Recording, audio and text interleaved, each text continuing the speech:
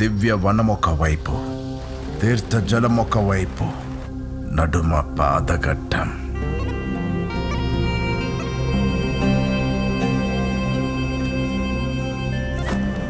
ఇక్కడ అందరూ సౌమ్యులు, పూజలు పునస్కారాలు చేసుకుంటూ కష్టాలు వచ్చినప్పుడు అమ్మోరు తల్లి మీద భారం వేసి బిక్కుబిక్కుమని ఉంటామేమో అని పొరపడి ఉండొచ్చు. ఆపదొస్తే ఆ అమ్మోరు తల్లే మాలో ఆవాహించి ముందుకు పంపుద్ది. ధర్మస్థలి అధర్మస్థలి ఎలా అవుతుంది?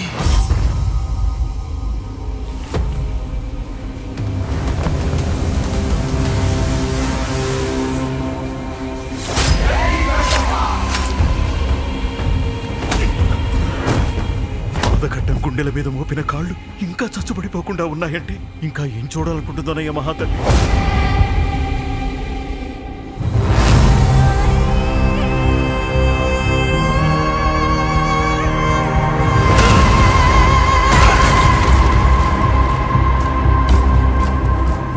పాదఘట్టం వాళ్ళ గుండెల మీద కాలేస్తే ఆ కాలు తీసేయాలంట. కాకపోతే అది ఏ కాలా అని. ఊళ్ళోకొచ్చి ఒక్కిద్దరు ముక్కు మొహం తెలియని నా కొడుకుల్ని కొట్టి ఏదో చేసేసాననుకుంటున్నావా? నేనొచ్చానని చెప్పాలనుకున్నా, కానీ చెయ్యటం మొదలు పెడితే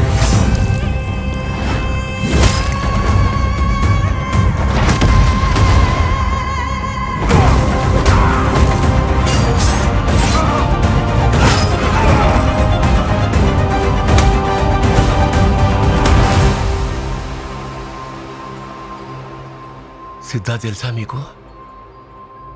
కామ్రేడ్,